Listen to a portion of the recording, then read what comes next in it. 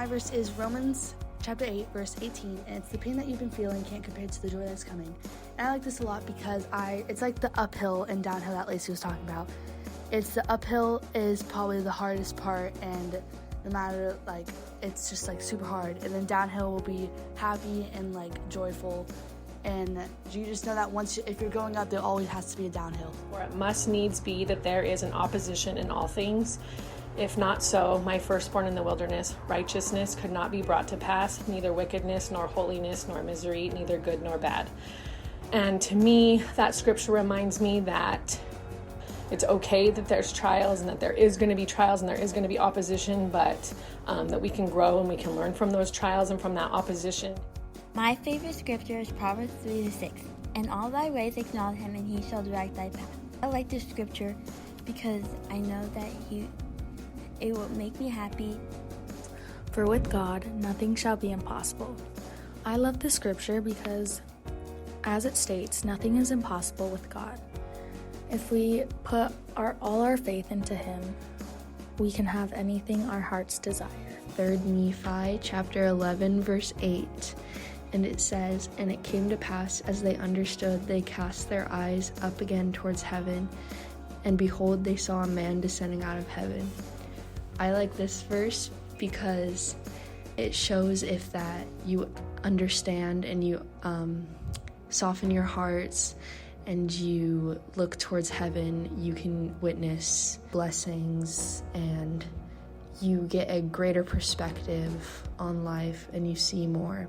A scripture I like is Psalm 3:4. I cried unto the Lord with my voice, and he heard me out of his holy hill.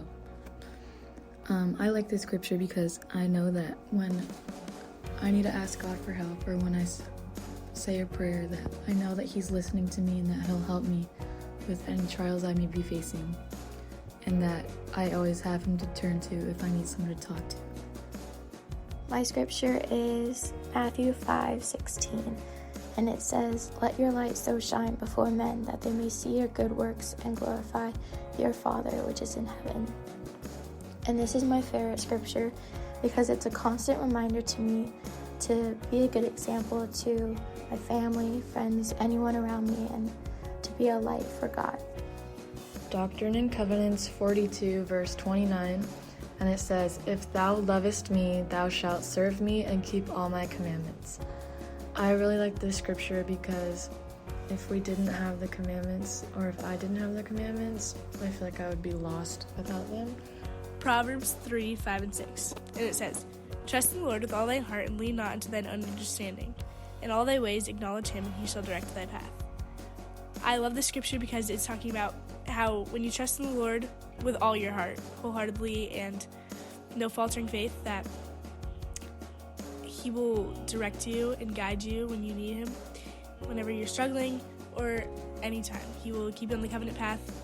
Be strong and of a good courage. Fear not, nor be afraid of them, for the Lord thy God, he it is that doth go with thee. He will not fail thee, nor forsake thee. I really like this because it's telling me that I'll never be alone, and I know it's true even when I feel like it's not. Anything that I've gone through, the Lord has gone through, and he's gone through much more.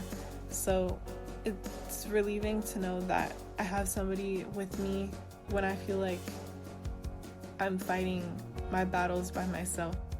My favorite primary song is "We Are As the Armies of Helaman" because it teaches that we can have courage. It is a hard thing which I have required of them. But behold, I have not required it of them, but it is a commandment of the Lord. My mom always says we can do hard things, and that's become my motto. And I think this scripture is so powerful because it just testifies to that the Lord gives us hard things to go through, and it gives us commandments to follow because it's going to prepare us for the future and what he has in store for us.